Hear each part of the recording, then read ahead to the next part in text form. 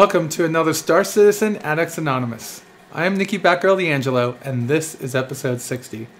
It's weeks like this that I have absolutely no complaints doing a show about Star Citizen. There's a wealth of information, from BAFTA to PAX South, and of course the passing of the $70 million milestone. This has been a week filled with information, and because of that, I get to do two shows this week, which might take a lot of time. It takes about 10 hours, sometimes a little bit more. My roommate would laugh at me. My episodes could take me anywhere from 10 to 14 hours to do, from getting the information to producing them to editing them and then post-processing, putting them up on the web, and then getting them out to all my fans, which is why I've been asking for help. I know that sometimes I ask for help and the email address gets lost or something else happens, like I just don't answer you, and I do have to beg for forgiveness on that. I've been quite busy the last few months, but let me tell you, I do have the time now to get back to each and every one of you. If you do want to help out the show, batgirl at starcitizenaa.com is where you need to send that email. I've corrected the email issues by getting a different email address. Gmail just wasn't cutting it. Thanks to Captain Gloom and to my web mistress, Eris, I'm actually able to have a website and my own email address now. So thanks to both of you. And also thanks to Jeffrey and Pappy Boynton and Mufasa75 for all the things that you've done for the show. Everything from music from Mufasa, who's Matt Fossa, to the video backdrops from Pappy Boynton. This week, I'm going to touch on two of the things that I left out of last week's show, and for giving you the rundown of what happened at PAX South. That will be in the next episode. I really have to dissect that and bring forth the things that matter. There's a lot there, and this is my first day off this week, so I did not have the opportunity for that. But for today, let's talk about these two things. All right, so in the last few years, there's been a big move from actually purchasing games in store to purchasing them online or downloading them through services like Steam or Microsoft or PlayStation Network's own online stores. And because of that, governments have been losing some revenue. Now let's face it, the game industry is a multi-billion-dollar industry, so any revenue lost to a government is going to be substantial depending on where that is. And when you look at Europe, the countries are pretty much set up like states here in the United States, and I'm talking about give or take the populations. Like a state the size of California might have the population of England, and that I know give or take some. I'm just giving you an opportunity to see what I'm talking about. So what's going on is that Europe is going to be instilling VAT onto digital purchases for digital goods, and that begins February 1st.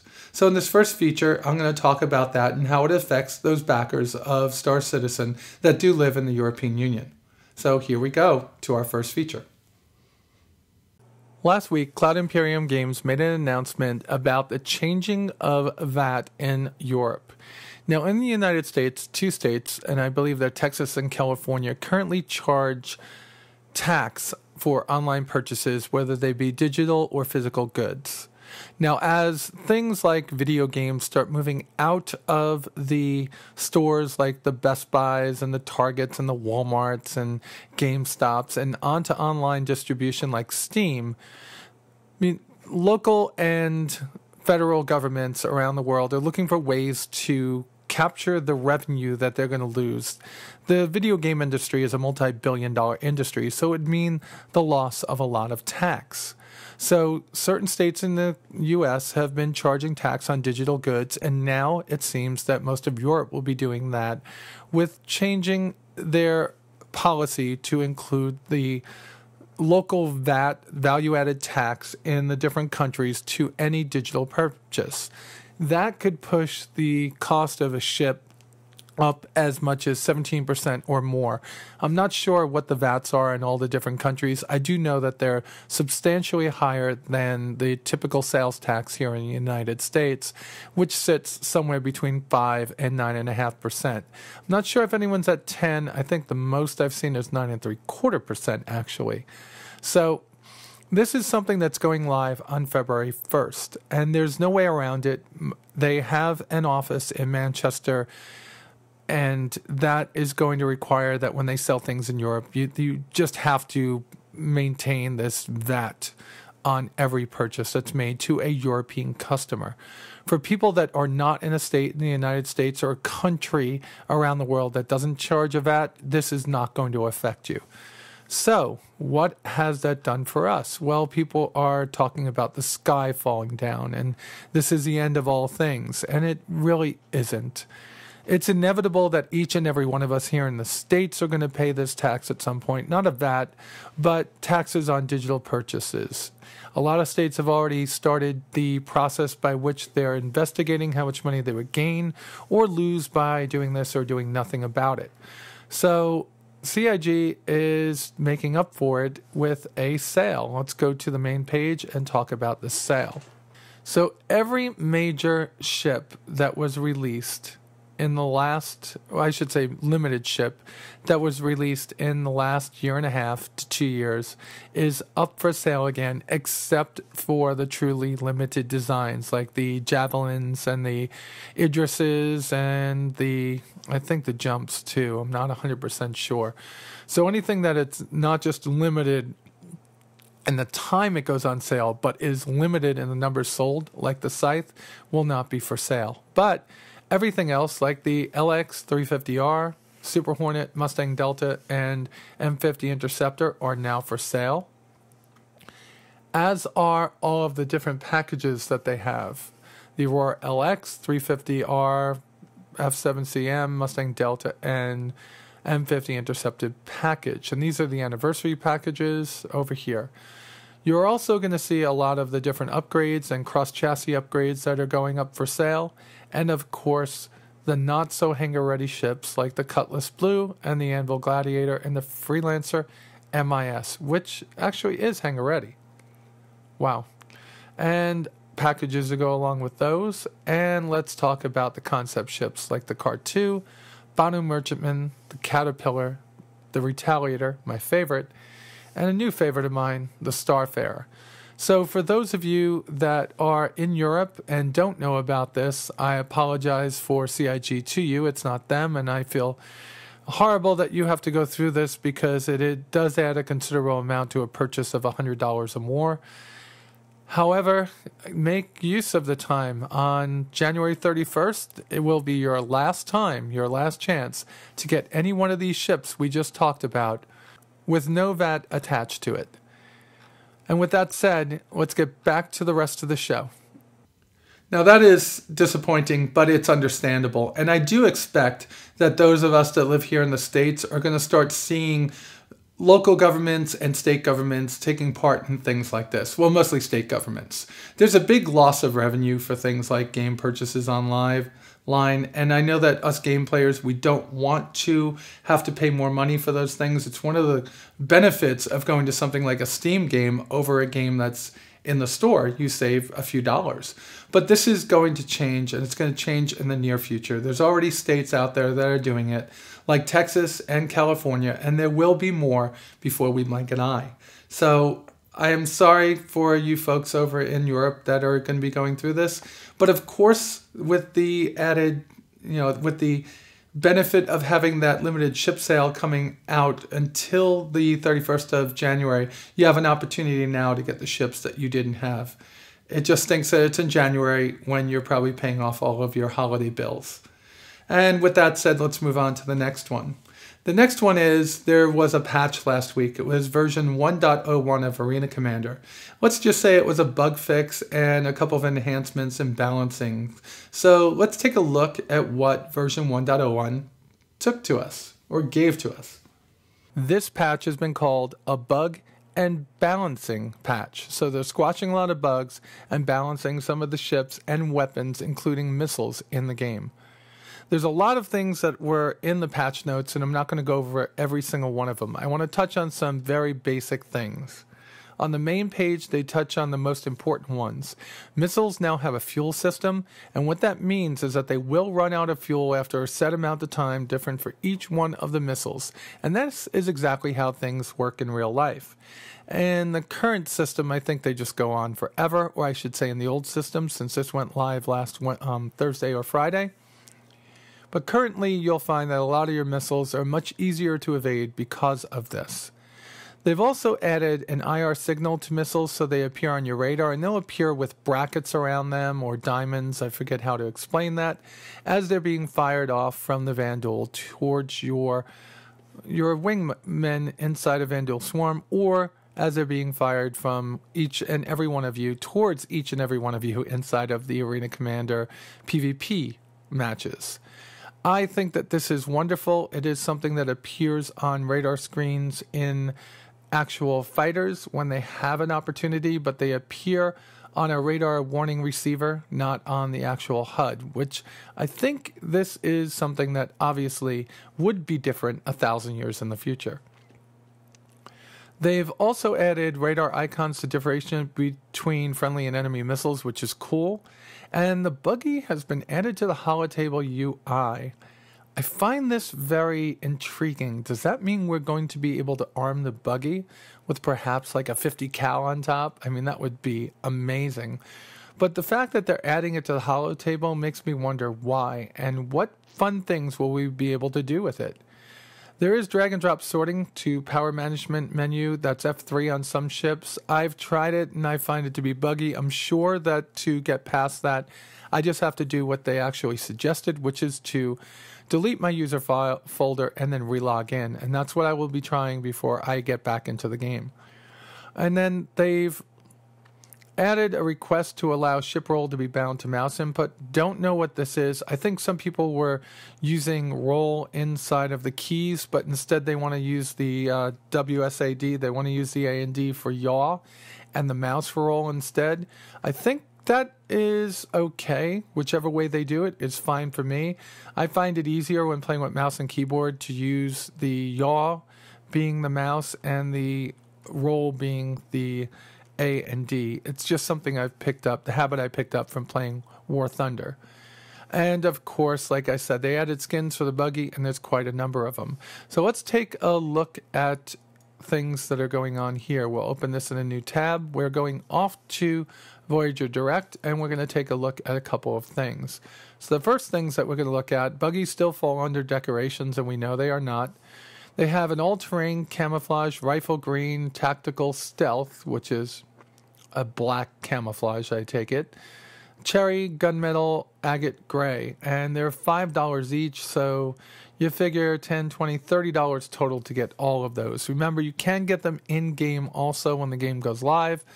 But the buggy is one of the fun things that you get to drive around your hangar. So if you want to change it up and pick a camouflage, well, we have 10,000 UEC from Chris Roberts. Why not use it, right? We're going to be able to use the UEC that we have in-game for live in-game items. And soon, in version 1.0, we'll be earning AEC, or Arena Commander credits, to be able to do some other things. So let's go into the weapons area. I think there's only one or two things that are added here. And the big one is going to be the turret, the canard turret for the Hornet class. This is the same canard that is already on the Super Hornet. So if you have a Hornet of any other type, you could purchase this and deck it out with weapons. Let me tell you though, the Hornet does have an increased power plant while the other ships don't. So adding 2 extra weapons to it may just limit how many shots you could take with them. All right, and the other weapon, of course, is this handgun. The LH-86 combustion handgun, which is a typical, I guess that looks like a 45 caliber, like a Glock. It's a short barrel, probably not that accurate at that point, but for all intents and purposes, if you're firing a weapon like this in 0G, I guess it doesn't matter how long the barrel is. It's going to go straight no matter what. There's one piece that we can explain in a letter. So I have taken out the Aurora LN, and the Aurora LN is a ship review that I am waiting to release in the near future. The issue with the Auroras right now is that the power plant or the weapons, there's an issue with the way that they're dissipating heat. Now, if you do walk around your Aurora, you can see that there is cooling radiators on the sides of the wings. For some reason, they're not doing their job, and they're saying it has something to do with the power plant in this case. The big thing to take away from this is that they are doing this in an in-game, in-universe, in-lore way. It's RSI apologizing, telling them that they're going to issue a warranty recall to fix all Aurora models. And in the meantime, they're working with Origin Jumpworks GmbH, and have acquired a number of Origin 300Is to loan out while we're waiting for our Auroras to be fixed. Well, I think that's a double-edged sword. One thing, I think it's got its good and bad points, right? The good point is RSI is doing something to make it easier for people that have the Auroras and are unable to compete inside of the game because of the overheating issue. The second piece of it is it's kind of like a crack dealer giving that first bit of crack. The Aurora is a good ship for somebody that's put in $45, but they're giving you a 300i, which I believe is $55, and saying, here, look at this ship, look at this ship, look at this ship. And I bet there will be a number of people that have been in Auroras that will jump up to the 300i. Now, I like when they do things like this because it means that they are listening to the people playing the game, and it also means that they are definitely doing something about it. So not only listening, but doing something that is effective and beneficial to both parties. That being CIG, and the other one being the backers, us. Well, this is a very short description of what's going on in version 1.01. There'll be a much bigger description, or I should say breakdown, of the next patch, which will bring things like more weapons, AC credits, daily missions, and the Aegis Dynamics Gladius. And I'm looking forward to being able to fly yet another ship. All right, and now, back to the rest of the show. Now, while that was a major patch, it did introduce some very important changes, especially with those missiles having a fuel system now. They're starting to build in a much more realistic approach to the way missiles work. And the fact that they show up on your HUD now, that's important because you do want to know where a missile is. And they don't have an RWR, a radar warning receiver, in the spacecraft like they do in a military jet that would point out where the missile is so you could turn away from it after you shoot your flares off. Having them on the HUD is the next best thing. Actually, I think it's better.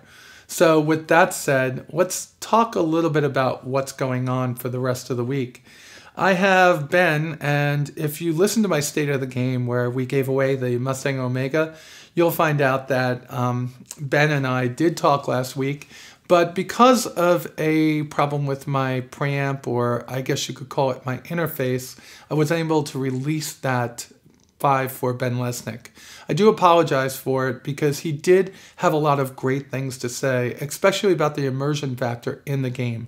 It's one of the things I'm looking forward to most inside of Star Citizen is the immersion, and I can't wait to see how it happens. The big question that I asked him was, I know that the immersion factor, this dynamic campaign is going to bring to us inside of Squadron 42, is going to be unprecedented, meaning that it's never been done this big before. And let's say that he had Mark Hamill and, oh God, so many people. There are too many people in that Wing Commander 3 and 4 to actually give credit to. So go look at the credits for that. But that was a big, huge cast. But this is going to be even a bigger, with not such big names, I think, but even bigger production. So my question was, well, what is that going to be like inside the persistent universe? Are we going to have that rich, dynamic, that immersive campaign-like structure to the PU? Now, obviously, the answer to that is they can't have everything be that way. But they are building a huge amount of immersion into the game with the website itself. Just take, for instance, what we just saw this past week, which was the recall letter of the Aurora. So as time goes on over the next few months, they're going to be talking about more and more things in-game universe and less in the real world. I know I said this before, but this is something that's really drawing me in. All right, so we have another one of these later in the week, and in that one, we will give away the Redeemer. That is the normal and every week show of Star Citizen Addicts Anonymous. This one's the extra. So in episode 61, we're giving away the Redeemer. In episode 61, we'll take a look at what's on Sandy's Facebook. And the last thing I need for episode 61 is going to be a request to you. Now, the Enablers are the Enablers are the official organization of Star Citizen Addicts Anonymous, but they're run by themselves. They're not part of the show. It's just people that watch the show and have visited the Star Citizen Addicts Anonymous forum and the subscriber den and have created it. What I want to know is I want to know a little bit about your organization. Send an email to batgirl@starcitizenaa.com with all the information about your organization. I'll talk about it here and hopefully get some people to look at you and maybe join, or just tell me how great you are. I'd like that to be part of the show once or twice a month. And with that said, you all be safe out there, and I'll talk to you soon.